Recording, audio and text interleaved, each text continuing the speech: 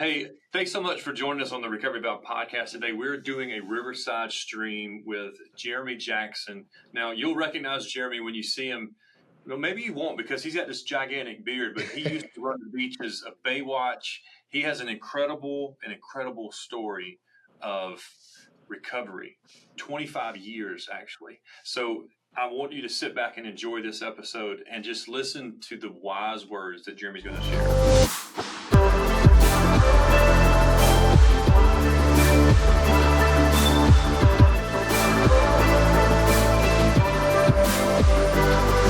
I love this idea that broken pieces become masterpieces.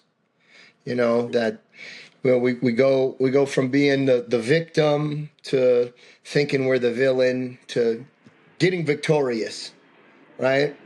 And it was a pleasure to connect with you at the Quantum event. C-Rock is an awesome connector of individuals. He carries a specific kind of vibration and mindset, and so people that align with that were like, you know what, I want to, yes, I want to support you. Yes, I want to be at your thing. Yes, I want to see what you're doing. So I've learned to just kind of follow that intuition and jump, suit up and show up, expecting greatness, yet not attached to any specific outcomes.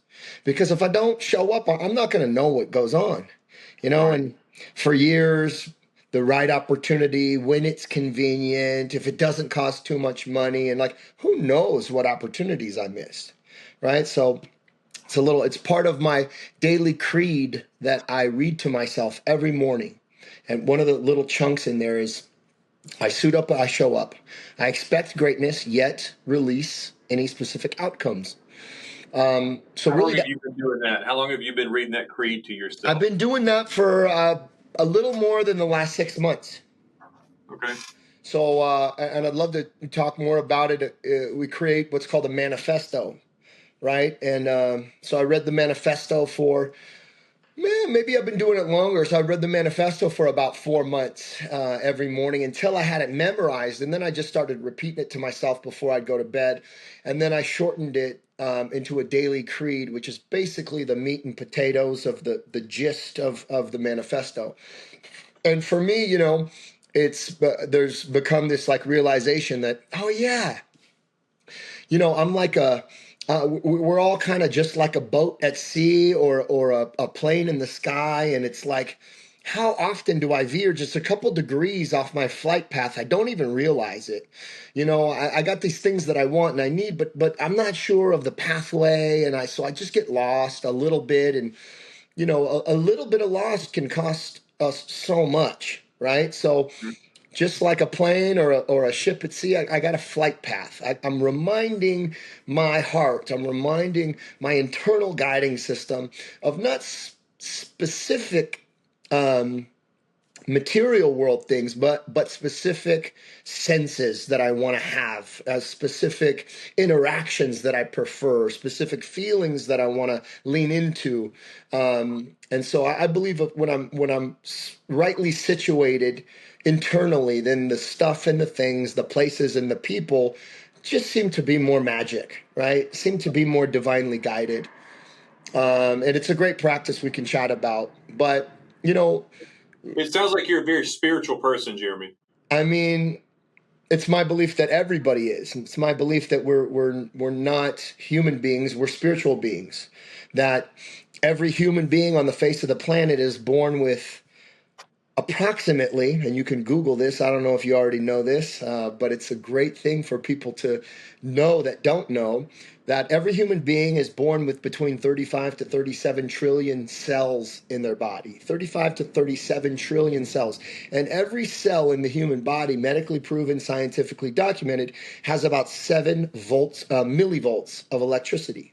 And if you take 7 millivolts of electricity times 35 to 37 trillion, you get about 2.63 trillion volts of electricity.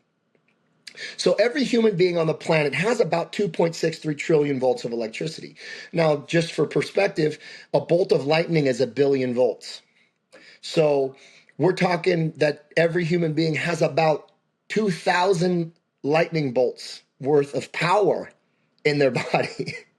So indeed, I am far more electric. I am far more energetic than I actually am material. Yeah. That's good. So yeah, I mean, and it's real. So I like to lean into that. I like to always try to be considerate of that. I'm a spiritual being, an infinite soul, an etheric essence, and I'm having this temporary human experience. I'm having this lifespan here, but there's something that exists in me that was here before this body, right? And there's wild studies, if you've seen them, about the human body losing about an ounce on a scale after it takes its last breath. And for me, like that's that energy that has a weight to it, going somewhere else. Where is it going? I don't know. I don't remember. But I think that's more true than some of the things that we talk about, argue about, agree and disagree on. These are really truths that are researched, backed, studied, medically documented, and so I love that idea. I love that idea about life. I do too. Did you have those same feelings, say 25 years ago? Not even close, man. Not even close. And you know what? I don't even know if somebody would have told me. I don't even know if I would have been ready to hear them. You know what I mean? Yeah. If I would have had somebody come into my life when I was 20 and tell me this stuff, I'm not sure I would have gotten it. I maybe, but I don't know. They say this: when the student's ready, the master appears, right? Yeah. So, Take me back 25 years ago, man, if you don't mind. And just no problem. And people are gonna. I'm sure people ask you all the time. Talk about Baywatch. Talk about Baywatch. Talk about Baywatch. You can talk about Baywatch. Yeah. Is that when you first started using, or to go back before then? Like what led you to your first use of whatever your thing was? It was a big chunk of my life, right? But nowadays I don't look at it any different as if you grew up, farming a field. You grew up and you started working when you were 10 with your dad, picking up hay bales. It's just like that was just the job. It become very, very normal for me. So everybody has their own story. I want to honor everybody's story, but mine specifically, it just happens to be this. So I was born into a fatherless family. I had a single mother who was raised very dogmatically and very strictly Christian. She loved God. My grandma loved God, but I didn't have a grandpa. I didn't have a dad. And I had my mom and my grandma and eventually a little sister. But, I was born into very meager beginnings, I guess you could say, food stamps and low-income housing and in the slums of Anaheim, they'd call it, Anaheim, right there by Disneyland. So there's a lot of gang activity, and kind of just grew up around mechanics wrenching on cars and selling little bindles of cocaine and drinking 40s in the alleyway. That's like looking at those guys when I'm outside playing, wondering what they're doing. But I, at a very young age, discovered the high, I guess you could call it, of performance, of approval, of accolades, of applause, and I liked it. I spent a lot of time alone in my bedroom working on theatrical performances, dance routines, mimicry, costumes, and I would really just develop, and I would go perform. So, and we're talking very young, very young. At a year old, I could talk, and I was telling jokes. I was very advanced for my age. I was already practicing Michael Jackson impersonations when I was a year old. I got 135 stitches in my forehead to prove it because I was trying to spin and fell, and my little sippy cup without the lid went into my forehead. I cracked my forehead open. And that passion really for putting on a show, for stirring that energy of seeing people be like, wow, oh, wow. I love that. I loved to wow people, and I found power in it. I found a sense of belonging in it. So I worked on that tirelessly on my own, even though I didn't know about the entertainment industry. I didn't understand, finances and things like that with this little single mom in the slums. And, my mom just she noticed how dedicated I was to this, and she just picked up the phone and called around some places and thought maybe there's something here for him. I ended up getting an agent. That agent, when I was about 5 years old, that agent just lo and behold happened to be an expert in child actors. She managed the Olsen twins from Full House. She had Screech from Saved by the Bell. She had the star of the TV show Lassie, and Jonathan Brandis, some really successful child actors of the time. And so it just happened pretty quickly that I started going on some auditions and landing gigs. So at 6, I landed my first role on a Mattel series of 6 commercials. And so I was the color racer kid. I was doing the cars in the hot water and the cold water and changing them colors. And I was easy to work with. I was easy to work with because I had this deep desire to appease people for approval and to do a good job. Probably the fatherlessness in me really looked up to these directors and these producers, and I wanted to do. Like for the listeners, sorry to interrupt you, but that you feel like you were after the approval because of just not having a dad present? I definitely would say that's what gave me this desire, because I was getting something that I didn't have. I was getting guys to say, "Attaboy, job well done, kid." And that's all I really ever wanted. That's all any child wants, right? And so, bunch of TV shows, bunch of commercials, bunch of work, got us out of the slums pretty early on, which means I, unconsciously, unknowingly took on this presumed spouse. They call it presumed spouse syndrome. So at 6 years old, I'm the breadwinner. And my anxious mom, my young 20-year-old mom, or 26 by then, who didn't have it figured out. Now it's my turn to figure it all out. It's my turn to be the breadwinner and to take care of us. And that leads to a lot of problems later on in life. It's fine and fun when you're a kid because you have power and you have influence, but when you're older, it can lead to some issues. Anyway, 10 years old, I get Baywatch. Oh my gosh, Knight Rider's my hero. Oh my gosh, I get to hang out. Maybe I'll get to see Kit, and Hobie's character is got a single parent. He's this kid that lives at the beach. He's got this dad who's a superhero, and it was familiar for me. I lived at the beach. I was an Orange County kid. I wasn't a Hollywood City kid. I was a beach kid. And so here I am now thinking maybe David Hasselhoff's going to be my dad. Maybe he'll fall in love with my mom and I'll get the dream come true. I was very hyper and pretty unruly, having that type of power and influence. Makeup artist, stylist, facialist, security guards, agents, managers, publicists. I had a whole team, right? And I started doing music by age 12.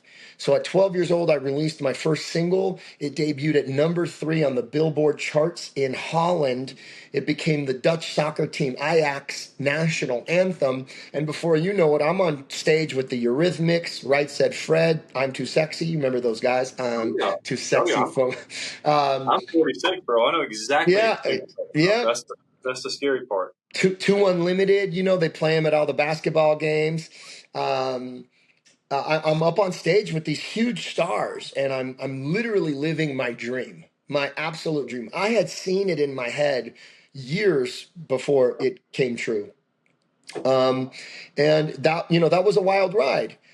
And I had always, before I knew about addiction, before I knew about, I didn't know anything about rehabs. I didn't know, what could happen.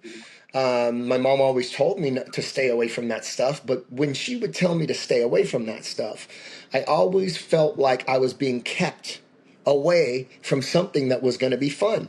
This is dangerous. Don't touch that. Wear your seatbelt. Don't go on your bike without your helmet. Don't smoke cigarettes. Don't hang out with those kids. I was just like, well, all I want to do is not wear. I don't want to wear a helmet. That's lame, right?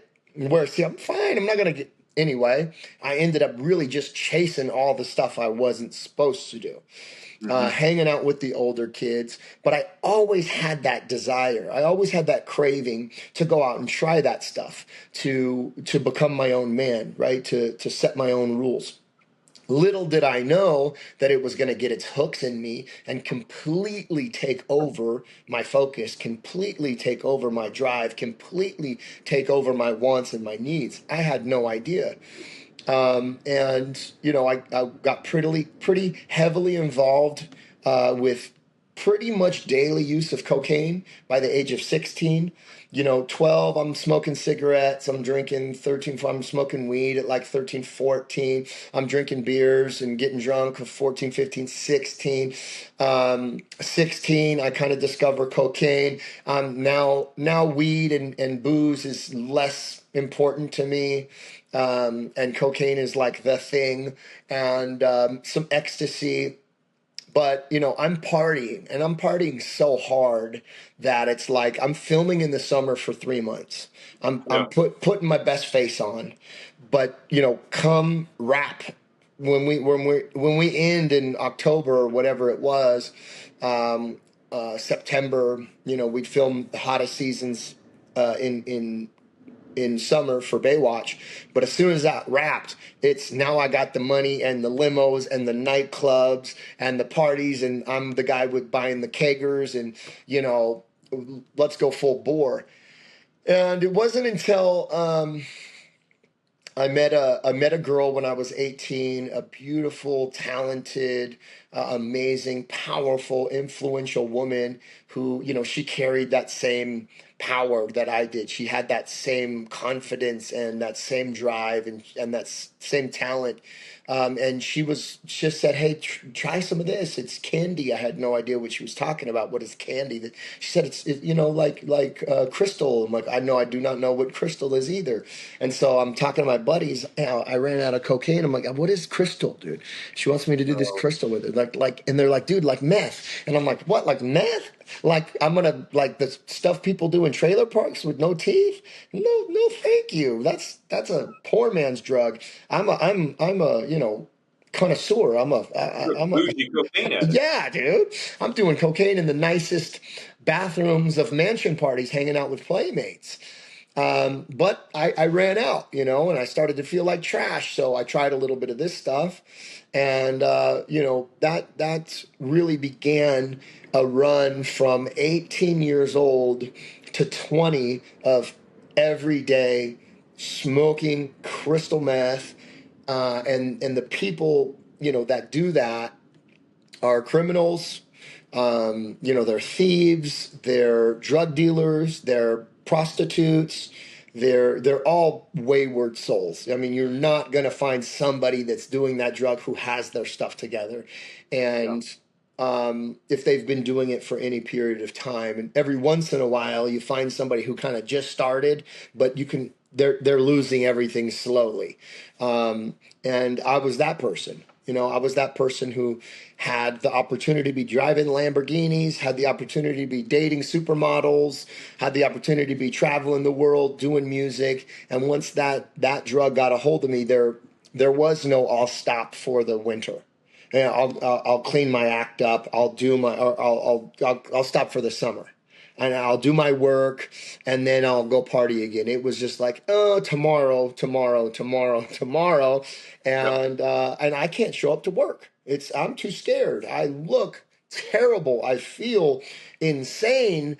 Yet I can't stop. But yet I believe I'm going to be able to stop, but I can't.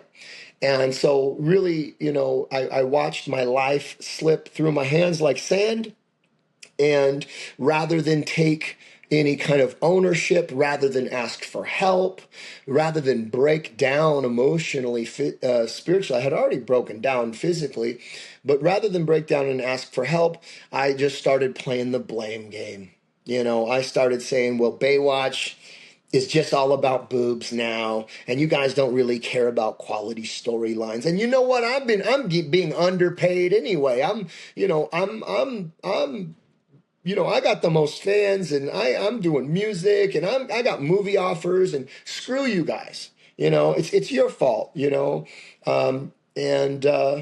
And mom and managers, and so I just got that big ego and started pointing fingers so that they weren't pointed back at me, and it really took me to my knees, man. I ended up getting arrested when I was 20 years old, and I was looking at 35 years in prison for manufacturing methamphetamine because Wait, you went from starting to use it, and in 2 years you were already making your own? Yeah, making my own, cleaning my own. See, the problem is when you're a television star who's got it together, or who people think has it together, and you're dealing with other people who have nothing, who are broken, who have sold their souls for this lifestyle. They're going to get as much as they can from you. So they're going to sell you fake stuff. They're going to take your money to go get your stuff and never come back. They're going to sell you really cut stuff. They just love to take advantage of people who have more than them. And when you're in that survival mechanism of your brain, when your family's given up on you, when you have no car, it's like, how can you not? How can you not just take from everybody around you? And because I had the most to take, I had the most to lose. So I had lost everything. So now I got to clean my stuff to make sure they haven't given me a bunch of crap, and eventually learn to make my own so that I could have a steady supply of grade A methamphetamines. I had lost, in essence, I had lost my power in every other aspect of my life. So I was going to gain it in this. I was going to have the power to have the best dope, at least, because that's what I had succumbed to.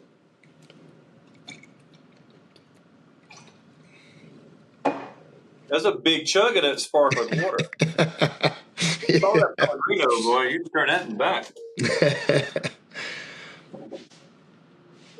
Yeah. Do you remember like the day that you hit rock bottom? Yeah. I'm. And I don't want to take you somewhere you don't want to go, Jeremy. But No, man. I think it's important for people to hear, even someone that's on TV, and you hear about people on TV that have issues and all that. This was your thing, and so I don't want to take you somewhere you don't want to go. But if you don't mind, just tell us what that day did look like. Absolutely, man. We're only as sick as our secrets, and not being able to look in the rearview mirror just to see how far you've come is a skill set that's wonderful to have. Talking about it doesn't bring me to a dark place. Talking about the past in hopes that somebody else will hear it and need to hear it, but also to be grateful for how far I've come. So it's not a yucky thing. It's a beautiful thing for me.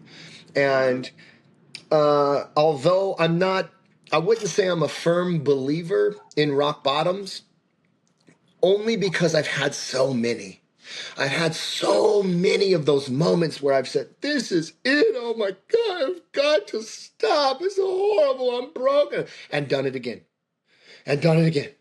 And done it again. So they are necessary. They're necessary steps in evolution. But I don't firmly believe in it, because if you look at it, there are people out there right now with no legs, in a wheelchair. They got in a drunk driving accident. They killed entire family, and they're still putting a bottle to their lips. There's people out there that have overdosed 29 times on fentanyl, who have open weeping sores all over their body, and they're still taking it. I mean, I probably had more than one rock bottom. I guess when I say rock bottom, it was like the last rock bottom. Yeah. Mine was similar to yours. It was just a heavy day. I went to jail and had already tried to end it all twice, and used crack that morning, and I couldn't get high off that. I couldn't get high enough anymore. Right. You know what I mean? I couldn't get drunk enough. I mean, Mm-hmm. it's 7 o'clock in the morning. I'm trying to get wasted, and it was more and more and more. And I would I'm say, doing crack, and I tried meth. I mean, I've tried meth before, but man, it just wasn't. I'm not saying it wasn't for me. It's not for anybody, but golly, man, staying up and seeing the sun come up 2 days in a row is a weird vibe. oof. Try 7. You stayed up for 7 days? Yeah. Oh my God. Oh, it was horrible. You feel like a walking booger. You know what I mean? Just like a mutant. Like you're not even a human anymore.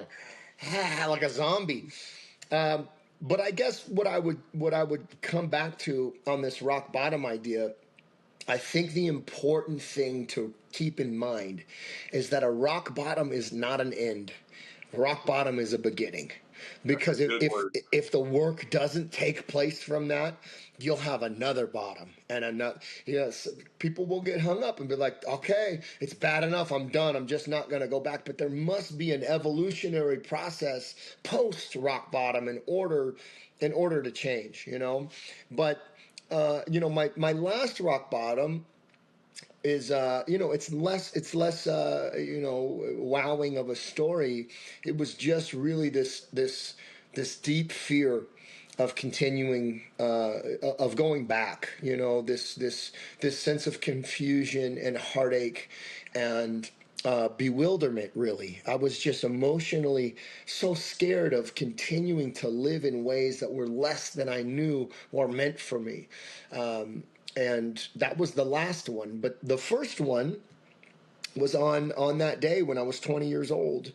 And, I was looking at that 35 years in prison when a bunch of police officers jumped out of vans in plain clothes with badges around their neck and jumping over walls and helicopters overhead and shotguns at my face. And they sat me down and it was the Newport Beach Police Department. They arrested me in a totally different county, a totally different city, and they had been watching me for days. And they sat me down and they just looked at me, man. And they were handsome guys, They had some strength on them, and they weren't like regular cops, They were undercover cops. And they said, looking at me, going, "Kid." No, I'm saying. That look, that's like looking at me. That when you think about good looking, this is what you think about. Yeah, talking about you, exactly. Just like you. And they just looked at me and they were just shaking their head like in disgust. And they said, "Kid, what are you doing to yourself? Like, look at yourself. What are you?"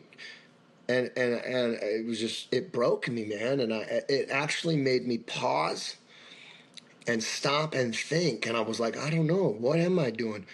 And I was like, and I said it for the first time. I said, man, I'm an addict. And I just, in my own head, I thought, wow, I'm going to prison for 35 years. It's too late to change my ways because I'll be, 55 by the time I get out of prison. I'll be changed forever. And, it would have been really great to have this realization 6 months ago or 6 days ago or even 6 hours ago, but I didn't. Now I am. But will I find ministry in the prison? What the best thing that I can do now is going to be appeal a case. I mean, I've ruined everything. I could have been doing a movie right now. I should be surfing. I should be hanging out with my mom I love so much and my little sister, and I'm here being arrested for this. That doesn't make any sense when I have all these other great options that I didn't care about 5 minutes ago, that I couldn't see 5 minutes ago, that didn't matter to me 5 minutes ago. Now all of a sudden I'm having this realization of everything I've turned my back on and it's too late. Oh, that was crushing, just crushing, because, they talk about hope, right? You got to have hope, but I was hopeless. I couldn't find my way out of that. I was stuck in a purgatory, and fortunately for me, we had a little bit of money hiding in an account that was supposed to mature in a year, and it cost us a lot to get that money out because we took it out prematurely. But it was just enough to get the right lawyer, who appealed to the judge and said, "This guy's not. He's not a meth manufacturing wizard. He's a an addict that was just trying to provide his own needs." And prison won't help him. He needs rehab. And so I went to rehab for 6 months. I got a pretty hefty little deal. 6 months in rehab is a long time. I got 5 years of probation, and I've been on probation for 11 years of my life. That's kind of a lot. It's a lot. It is a lot. I got jail for 90 days. And I got that probation for 5 years. So, I went to rehab for 6 months. And then I went to jail for 90 days. And then after jail for 90 days, I went straight to rehab for 6 months. And it was really that 9-month period of being unable. No car, no cell phone. It was strict stuff. It wasn't like lofty massages and yoga. It was like in a van with other people, And had it not been for that 9 months of not being able to accidentally, have a beer or do whatever I might have done on my own, it really created a foundation. And I didn't even jump on that opportunity, man. I would love to say that my life ignited from there.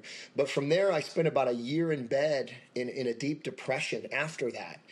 We're talking deep depression. We're talking peeing in bottles, not leaving the room. We're talking about, watching cartoons all night long and sleeping all day. We're talking about eating terribly and or not at all.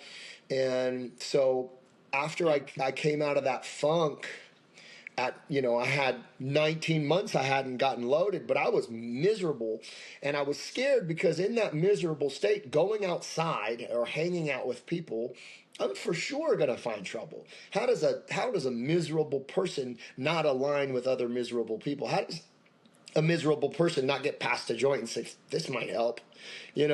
So if you're miserable, you're not going to go do fun stuff, fun play. I'm not going to a quantum event and hanging out miserable, been in bed for a year, pasty and breathe, clear our mind. I'm not talking about that. I'm going to go, I don't know, just migrate towards a bar or migrate towards some weirdo on a park bench. I can't have a high level conversation when I'm just miserable and stuck. But at least I knew that. And really, it was around that time that I got introduced to a sober community. That's really where I started hanging out with other guys that were my age. They were surfing, they were shooting pool, they were making artwork, they were skateboarding, and they were going to meetings, and it felt weird and it felt awkward. All these people wanting to help me and hang out with me and give me rides places. I'm like, is this a bunch of pedophiles? There's like these 60-year-old men and they want my phone number. They want to take me to lunch. That's weird.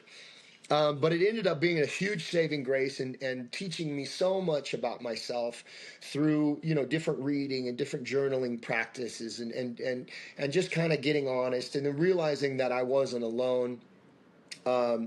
Really was a huge journey, but I was very stubborn about it. I didn't jump right into that. I didn't even really know it was available. And to be honest with you, when I got involved, I was really taking it. I was just taking it very surface level. It was very much homework assignments. It was just stuff that I thought if you did, okay, don't drink, go to that meeting, read this thing in a book, and then you've accomplished the tasks to be part of. I wasn't maybe ready. I wasn't consciously aware. Whatever you want to call it. I wasn't desperate enough. Whatever you want to call it. I did it like a homework assignment, and that lasted for like 12 years. 12 years of not drinking, not using, had a lot of success. I started working again, producing fashion shows and traveling the world. I had a great stretch. But because I wasn't really looking inside, I was still living an outside-based world. Work hard, do good, get good, be happy, right? Yep. So not happy, but I'm trying.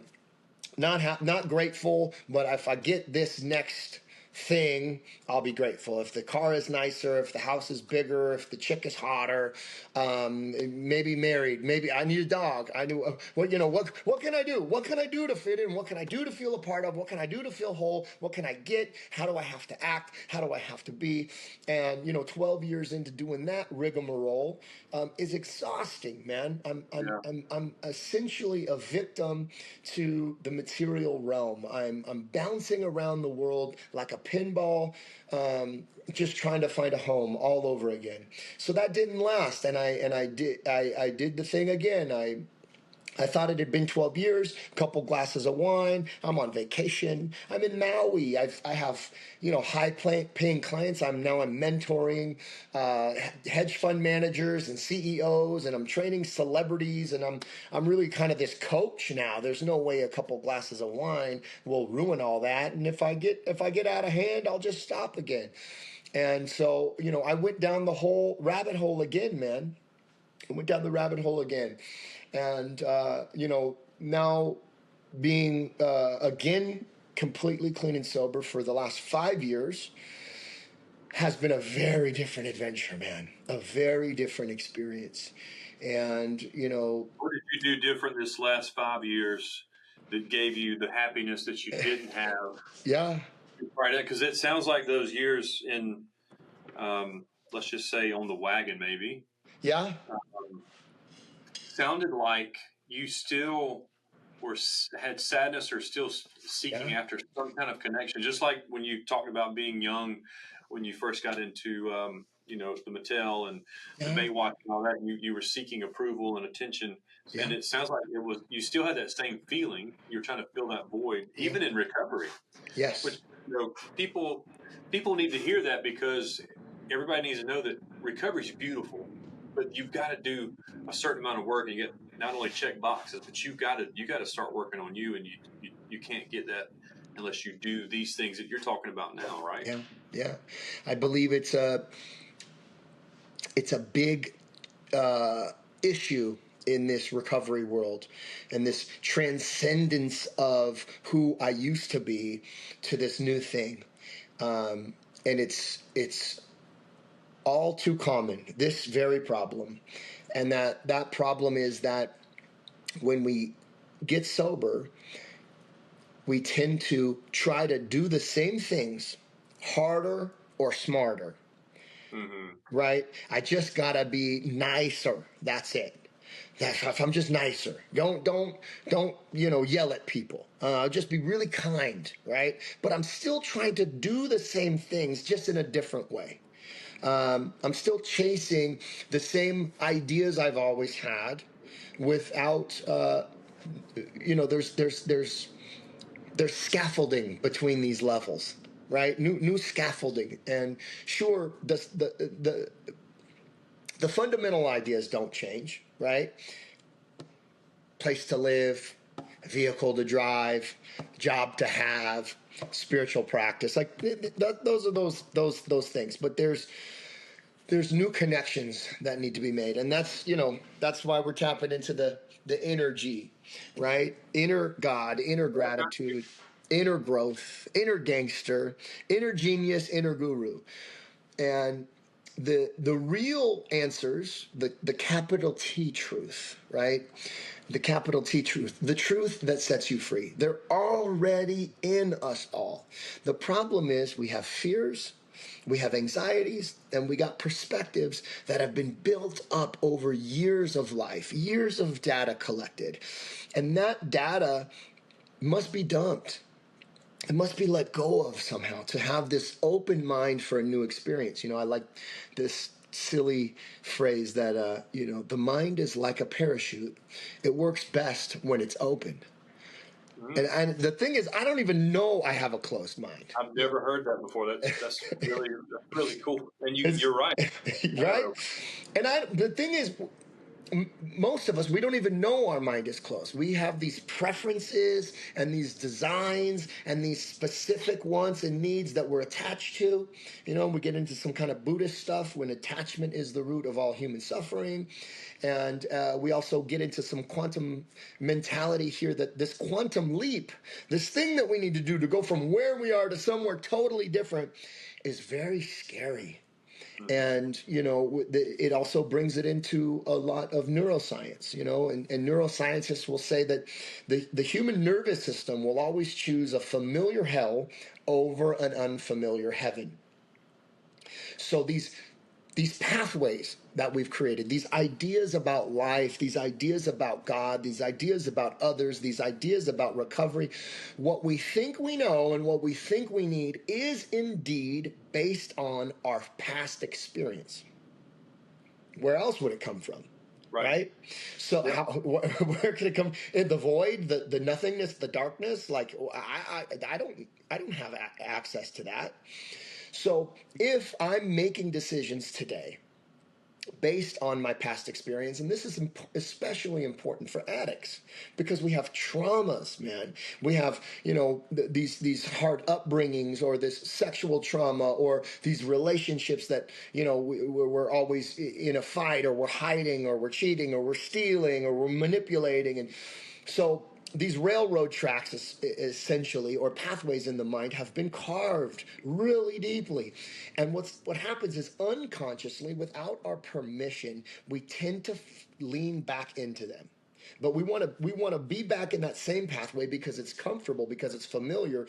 But we're going to try harder, or we're going to do better this time. But as Einstein says, insanity is repeating the same things, expecting a different result. Yep. You know, that's an Einstein quote. It's not actually the dictionary quote, but Einstein says a lot of great things. But the other one is that the consciousness that created the problem is not the consciousness that can solve the problem.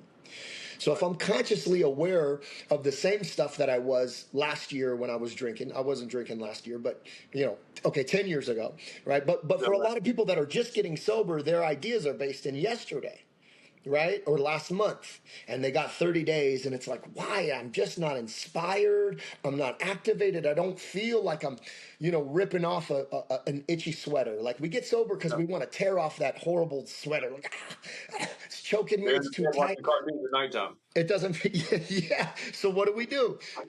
Yeah, we mitigate. We're gonna eat like shit. We're gonna blame other people. We're gonna grunt and grimace through the minutia of life without this beautiful thing that we used to drink or snort or smoke that helped us deal with it. And that it won't last. You know, it didn't last for me. And so to have this new experience means I have to look at these fears. I have to look at these ideas. I have to look at these preferences and these designs, this blueprint that the old me created. And I have to really be willing to let go of a lot of it and see that it doesn't help.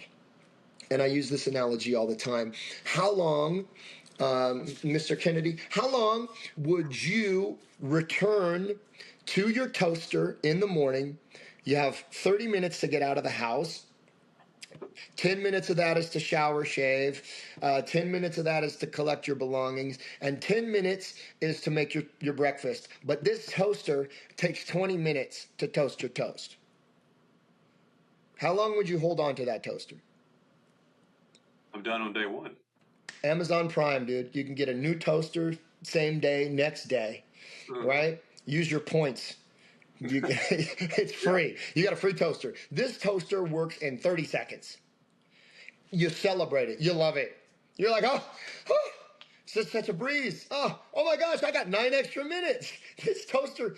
But how often do we as human beings hold on to things that are not working? We hold on to them. And then what do? We want to open it up. We want to fix it. We want to, no, I won't shower today. I won't shower today so I can get my toe. We're trying to do these things, but we're working with with equipment that isn't working. So if I'm having clashing with family or friends, if I'm, I got a beer belly, whatever, you name it.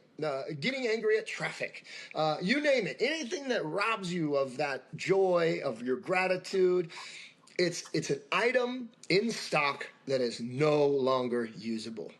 And it's easy to see with people vape, right? Their vape's done, it doesn't work anymore, and they just go buy a new one. And then in buying a new one, they're like going to try a new flavor or a new brand. They're excited. They're excited about trying a new thing. But we as human beings, for some reason, don't want to try new things. We don't want to go outside of we don't want to see the therapist. We don't want to, speak our truth. We don't want to journal, or go through a process to reveal what's really going on. We don't want to look at our fears. We don't want to do the inner work, because the human nervous system always chooses a familiar hell over an unfamiliar heaven. And then what happens is, I think a lot of people think and start to believe that something is fundamentally wrong with them. Something is different about them. Something is sick or unhealthy about them that other people don't have, because it doesn't make sense that we would continue to feel this pain over this thing over and over again. So it's got to be her fault. It's got to be the boss's fault. It's the government's fault. It's the economy's fault.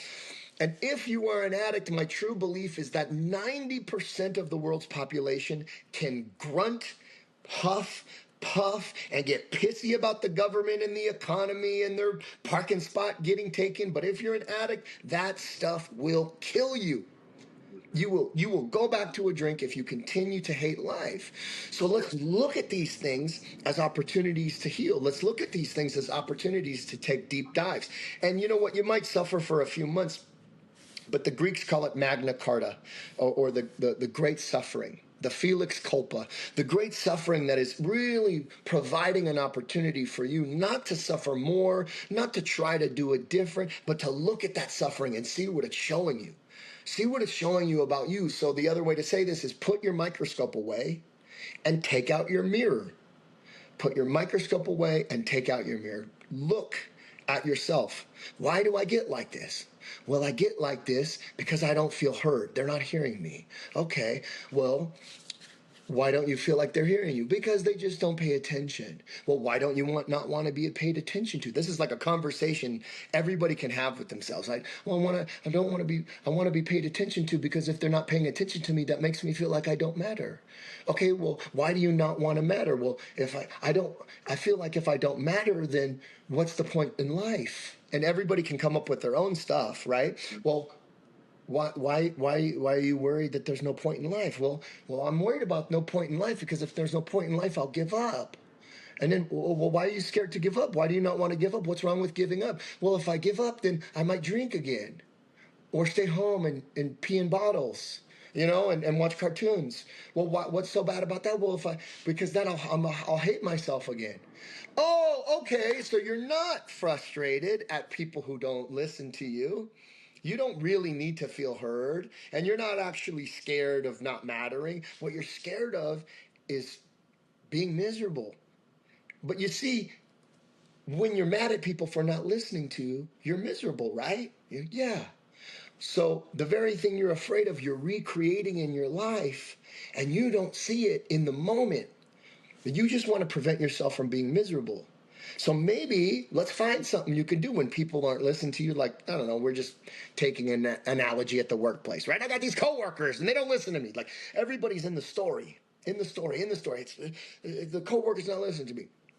Okay, so what's something you can do to reaffirm to yourself that you love not being miserable?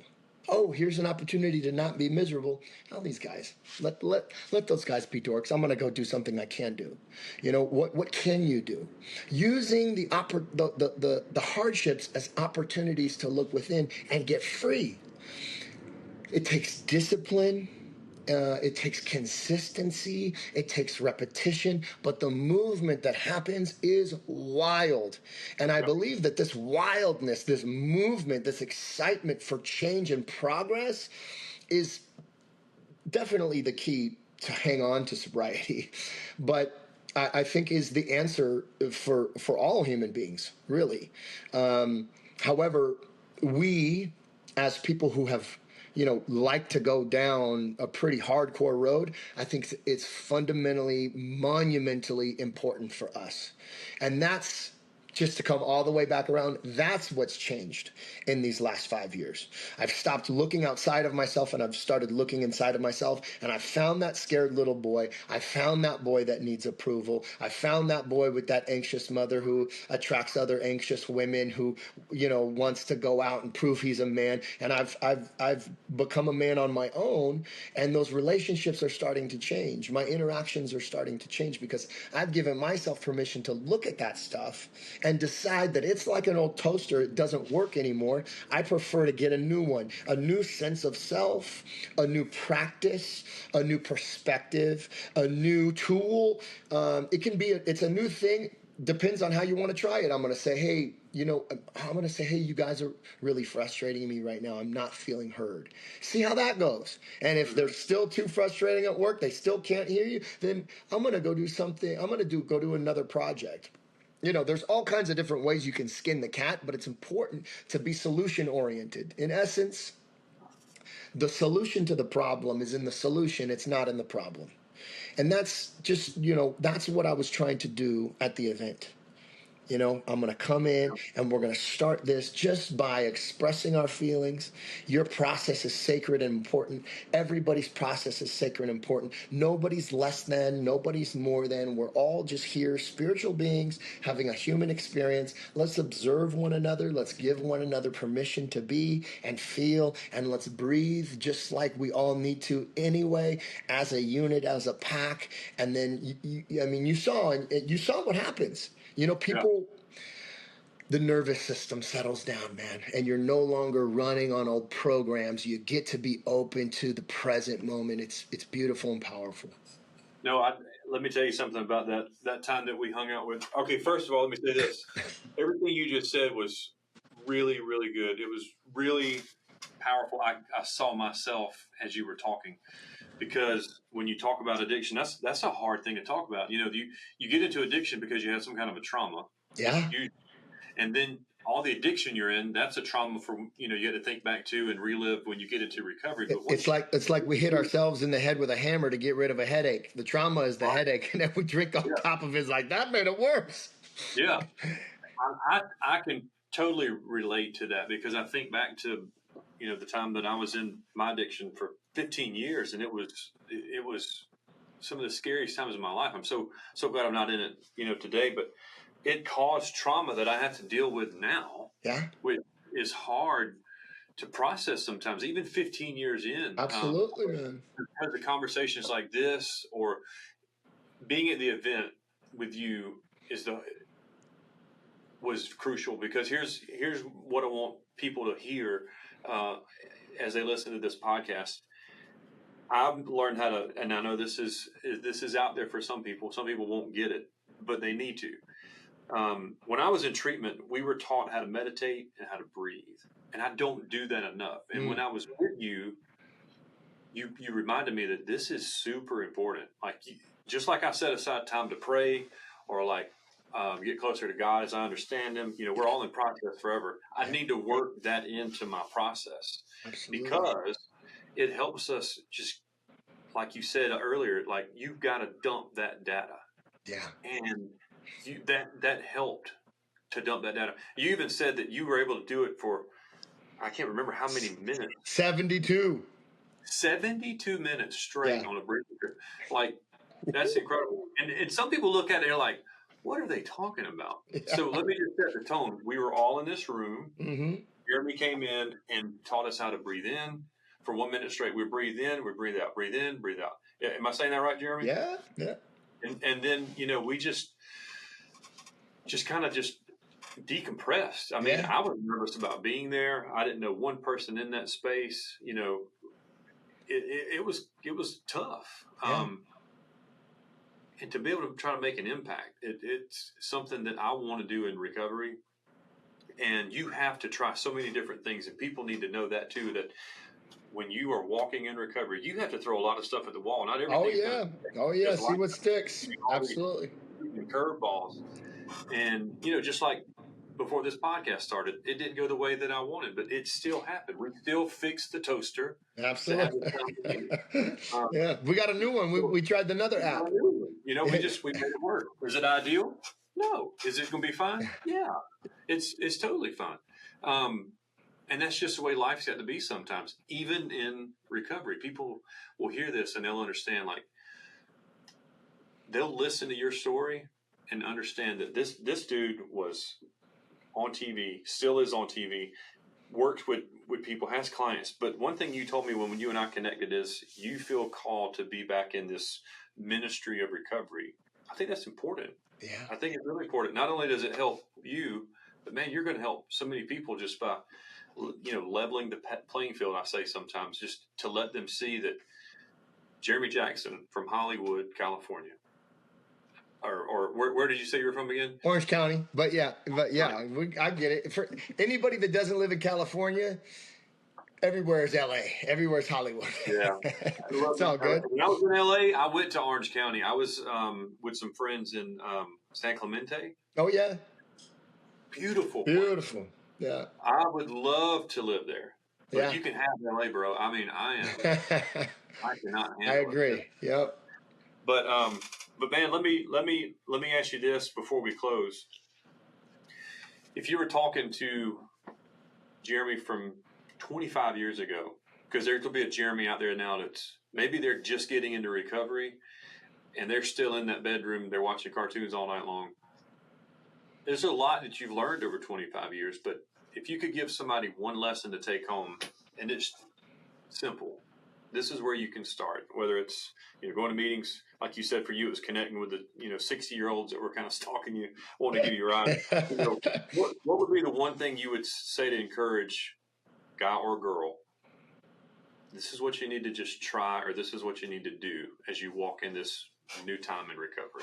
Yeah. Whether it's your first time, second, third, fourth, maybe it's your fifth time effort. You know what I mean? Yeah.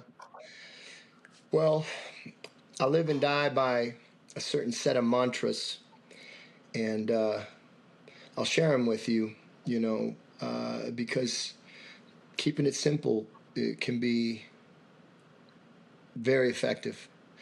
And so every day I remind myself, I wish I would have known this when I was younger, but I would tell myself that the more you let go, the more you will receive. Nothing is falling apart. Everything is falling together. God's got you. And probably just share those ones with them, man. Divine love is the only real power. Say it one more time for me. The more you let go, the more you will receive. Nothing's falling apart. Everything's falling together. God's got you. I love that. Yeah, I realize, man, I've been cock blocking God for a long time. and the truth is that God is so much bigger. It's so much bigger than any of us can put our heads around. And the only thing holding me back from it is what I think I know and what I think I need and how I think it's supposed to go. I mean, it's real surrender. So, there's that Bible scripture, be not conformed by the things of this world, but be transformed by the renewing of your mind, right? That as a man thinketh, so shall he receive. And for me, that brings it right into that we reap what we sow, right? And I'm sowing seeds, and seeds are very much like thoughts. A thought seems so fragile, so frail. It's just a thought. I'm just thinking I suck. I'm just thinking I can't do this. I'm just thinking this is too much. I'm just thinking how bad my back hurts. I'm just thinking, but the doctor told me I have COPD. I'm just thinking, but a thought, like a seed, if I showed you this acorn and I said, dude, one day this is going to be huge oak tree. You're like, yeah, but it's just this thing. It's going to take forever. And probably got to plant it right. And I probably won't even be alive by the time. But one day, indeed, that is a mighty oak tree, right? Yep. So we have to think, we have to realize that seeds are thoughts, and that we will reap a harvest of what we're sowing through our thoughts. And although I'm never going to be perfect and I don't have it all figured out and I don't have the answers and I'm really not an expert, I can start to train my mind to think better than I feel, so that I'm giving God the opportunity to work in ways beyond my comprehension. And so it's been a powerful practice for me, man. Some of them that I repeat to myself is: divine love is the only real power. The only real power is divine love. I am filled and surrounded by the perfect peace of God. I'm right where I'm supposed to be. What's meant for me will be. Nothing's falling apart. Everything's falling together. I am one with all, and all is one in me. WON. I am ONE with all, and all is WON in me. So as I seek to not fight out here anymore, but to wrestle in here, in my own thoughts, in my own mind, in my own heart. And the wrestling really is just letting go. It's just giving these things over to that power greater than myself, and allowing Source to work in my life like it works in the life of every other living creature that doesn't have this kerfunkled consciousness that I have. Plants and birds and bees and flowers don't overthink anything, and yet they work just perfectly. And the tides and the moon, everything comes up and sets and does everything it's supposed to do, and somehow I feel out of place. Somehow I feel better than that person, or worse than that person, or too broke, or too young, or too old, or too fat, or too skinny. But I'm not. And none of us are. We're all created in the image of the Creator. And once we reaffirm that and allow ourselves to really just believe that, we will be taken care of just as well as every other creation of His. I love that. And I know I keep saying I love that, but I mean, everything you're saying is so good. You said something about the sun and the sun when we were in California. Oh, yeah. What was that statement? Well, I love those, those, it's called, what's it called? It's called the study of, why am I spacing? I can. It's on the tip of my tongue. Yeah, no, I know what it is, but there's a study that I forget the name of the study. Like that sucks, but there's these incredible parallels out there. Once you start really looking, there's incredible parallels. And I spoke to that 2.63 trillion volts of electricity, in our bodies, and the parallel of when our body dies and we lose that weight. That is the soul? Is that who we truly are? And a lot of people call God energy, right? And energy is electricity. And it's like, oh my gosh, like that's a piece of God in me. Like the energy, the energy, the electricity, that's divine energy. Is that the divine spark? Is that the breath of God that gave me life from the earth when He picked up the earth and breathed life into it? Is that who I truly am? That's incredible. And also that, what we talked about that morning was that as we breathe and we open up our diaphragm, we open up our lungs, and we provide the oxygen, and we hold our breath, that oxygen, it creates more hydrogen in the body. And that the sun, SUN, burns on hydrogen, right? And this Christ love, this Christ consciousness, that this I come that you should have life more abundantly. This feeling and this belief that I have the power of the sun, SUN, or is it the sun, SON? And that's pretty powerful, man. That gives me permission to consider life on a whole different plane, right? And I like that plane. I do too. Do you feel like, and then we can close because I've kept you a long time. These last 5 years, do you feel like in these last 5 years you've had a closer connection to God than you did in the years prior? Closest ever. Not only closer, but also the realization that I'm barely scratching the surface. I mean, for years I lived in shame and guilt about so much. How am I ever going to stop cursing? How am I ever going to not fornicate? God doesn't not going to love me. I can't really get that close. I mean, I believe, but it's like it's over there. You know, it's over there when I'm a better boy. It's over there when I'm done philandering with the world, and it's like, but I'm never done. It's like it was over there. And so in the last 5 years, I've come to these realizations, and let me tell you, like, I mean, when I use swear words, I don't have guilt for it because I know God loves me, and I know they don't really even mean anything. but like the philandering, the overeating, like all of these things that I used to be in a prison, they just kind of dissipated. I don't have this craving to go get hot chicks. It's like it took care of itself, right? When I leaned in to spirit, and when I straightened out spiritually, I straightened out mentally and physically as well. Those things took care of themselves because what happens, here's how it happens. Thoughts create feelings. Feelings, when they're frequently or repetitively felt, they become belief systems. And belief systems are what dictate behavior. So I was trying to change behavior, but I had a weird belief and I had weird thought. So I changed the weird thoughts into those beautiful thoughts that I shared with you. Those, hey, man, it did fall together. Hey, I lost 2 jobs, but I said, nothing's falling apart. Everything's falling together.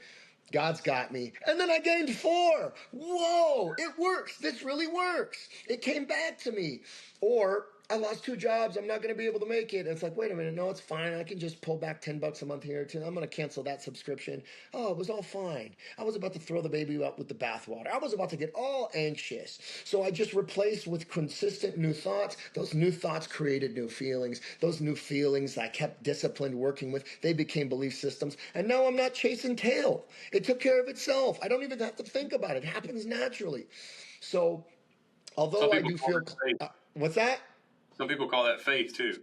I think that faith becomes a knowing. It's even bigger than faith is knowing. Like Carl Jung said it. Carl Jung said, I don't have faith. I know. It's unshakable, you know. But I believe that glimmer of hope, which is what we're both here to do.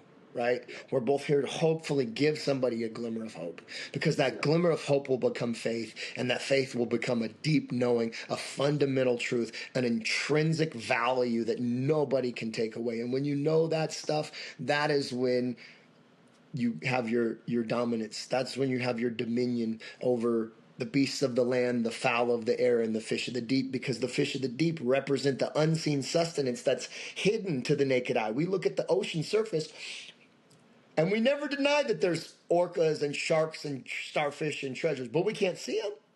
I can't see them, but we know they're there. So even though we can't see the hand of God reaching out, you know, bearded guy in the sky coming down and rocking a rockabye baby, but even though we can't see it, we know, you know, and the ocean will feed you forever. There's trillions of dollars in gold dust in the ocean. There's buried treasures and unexplored adventures. And when you have access to that type of Christ consciousness, you know that life is the same. Life is abundant in nature, and that there's plenty of money to go around, plenty of food to be had, plenty of opportunities, and you know, I hope to continue to grow that. Hey guys, thanks so much for tuning in to this week's episode. I'm going to tell you something. I sat back and just listened today. I listened to what this man had to say. He had wise words of wisdom, not only from a perspective of clarity and a relationship with God as he understands them, but just a sense of just being spiritual, not just human. And I know that we don't get that deep on this podcast, but I'm glad we went that deep today with Jeremy. So thank you so much for streaming, listening, subscribing, and doing everything to support Recovery Val. We'll see you next week.